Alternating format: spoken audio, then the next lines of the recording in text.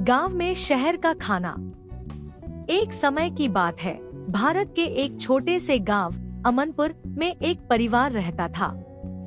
इस परिवार के मुखिया थे मोहनलाल, जो खेती बाड़ी किया करते थे।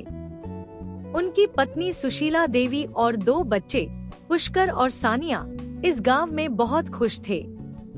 गांव में रहकर खेती का काम करना और ताजे खाने का आनंद लेना ही उनकी दिनचर्या थी। पुष्कर और सानिया को हमेशा से अपने गांव का जीवन बहुत प्यारा लगता था। खेतों में दौड़ना, पेड़ों के नीचे खेलना और गांव के खुले वातावरण में सांस लेना, यही उनकी दुनिया थी। उनके घर का खाना, जिसमें ताजी सब्जियां, दालें और माँ के हाथों की बनी रोटियां होती, हर दिन का स्वादिष्ट भोजन था। लेकिन उनके मन में एक छोटा सा विचार कहीं छिपा रहता था, जो उनके चाचा के बच्चों से मिलने के बाद और बढ़ गया था। मोहनलाल के छोटे भाई राजनलाल अपने परिवार के साथ शहर में रहते थे। उनके 2 बेटे विकास और अनुज छुट्टियों में अक्सर गांव आया करते थे।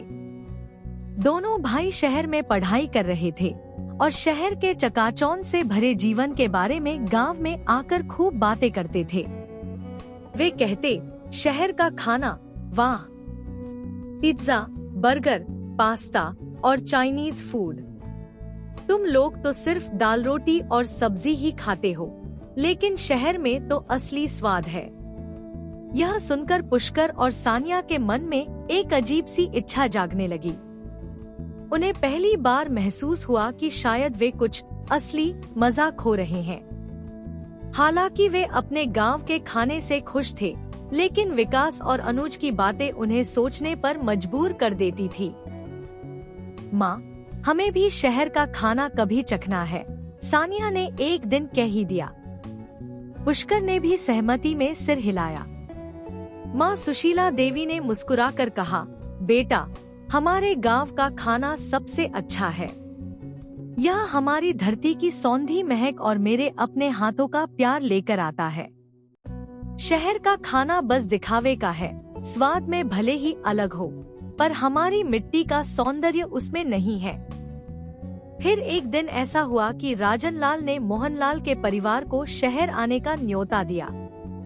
विकास और अनुज ने कहा, चाचा, आप सभी को शहर का खाना चखाएंगे। इस बार आप लोग आएं और असली मजा लें। यह सुनकर पुष्कर और सानिया की खुशी का ठिकाना नहीं रहा। उन्होंने मन ही मन ठान लिया कि इस बार वे शहर जाकर पिज्जा, बर्गर और अन्य चीजें खाएंगे और खुद देखेंगे कि कौन सा खाना बेहतर है, गांव का या शहर का। चंद दिनों बाद मोहनलाल अपने परिवार को लेकर शहर की ओर चल पड़े।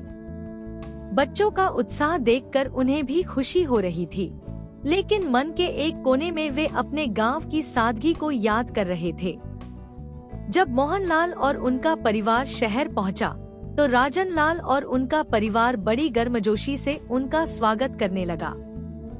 बच्चों ने पहले ही दिन शहर की बड़ी बड़ी इमारतें, चमचमाती सड़कें और भीड़ भाड़ देखकर खुशी जताई।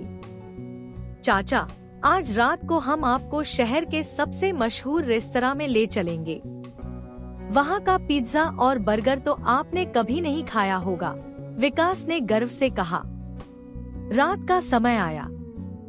राजनलाल का परिवार मोहनलाल के परिवार को शहर के एक बड़े मॉल में स्थित फूड कोर्ट में ले गया। वहाँ अलग अलग तरह के खाने की दुकानें थी, इतालवी, चीनी, भारतीय और अन्य कई तरह के व्यंजन। पुष्कर और सानिया की आंखें चमक उठी। उन्होंने पिज्जा और बर्गर का ऑर्डर दिया। जब वह गर्मागर्म पिज्जा उनकी थाली में आया, तो उसकी महक और उसके ऊपर की चीज देखकर वे खुश हो गए। पहले ही निवाले में दोनों ने स्वाद का अनुभव किया। पिज्जा का चटपटा मसाला और बर्गर की क्रिस्पी बुन ने उन्हें अलग सा एहसास कराया। लेकिन थोड़ी देर बाद दोनों को महसूस हुआ कि वह स्वाद जो शुरू में बहुत अच्छा लगा था, वह अब धीमा हो रहा है। पिज्जा ठंडा होते ही उसका स्वाद फीका लगने लगा और बर्गर खाने से पेट भारी हो गया।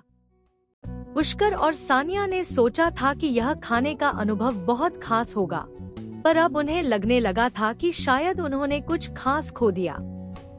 उस रात जब वे सब घर लौटे तो पुष्कर और सानिया ने आपस में बातें की। भाई, यह शहर का खाना जैसा सोचा था वैसा नहीं लगा, सानिया ने कहा। पुष्कर ने सहमति जताते हुए कहा, हाँ, मैंने भी यही महसूस किया। शायद यह स्वाद में अच्छा हो, लेकिन उसमें वो प्यार और अपनापन नहीं है जो माँ के हाथों के खाने में होता है। अगले दिन राजन लाल के घर में खाना बन रहा था, लेकिन इस बार सुशीला देवी ने खुद खाना बनाने का प्रस्ताव रखा। उन्होंने गांव से लाई ताजी सब्जियां और देसी मसाले निकाले और चूल्हे पर खाना पकाने लगी। जब खाना तैयार हुआ तो पूरे घर में उस देसी खाने की खुशबू फैल गई। पुष्कर और सानिया ने माँ के हाथों का खाना लिया। ताजी रोटियां, सादी दाल और हरी सब्जी, इन सब ने उनके मन को फिर से वही अपनापन और स्वाद महसूस कराया। उन्होंने पहला निवाला मुंह में डाला और उसी वक्त उन्हें समझ आ गया कि असली स्वाद क्या होता है। वह स्वाद जिसे वे रोज खाते थे, लेकिन अब उसे और गहराई से समझ पाए थे। उस शाम जब विकास और अनुज ने फिर से शहर के खाने की तारीफ की, तो पुष्कर और सानिया ने मुस्कुराते हुए कहा, शहर का खाना अपने आप में अच्छा हो सकता है, लेकिन हमारी मिट्टी में जो प्यार और आत्मीयता है वह उसमें नहीं है। विकास और अनुज को यह सुनकर आश्चर्य हुआ। उन्हें लगा था कि गांव के बच्चे शहर का खाना चखकर उनके जैसा सोचने लगेंगे, लेकिन हुआ उल्टा।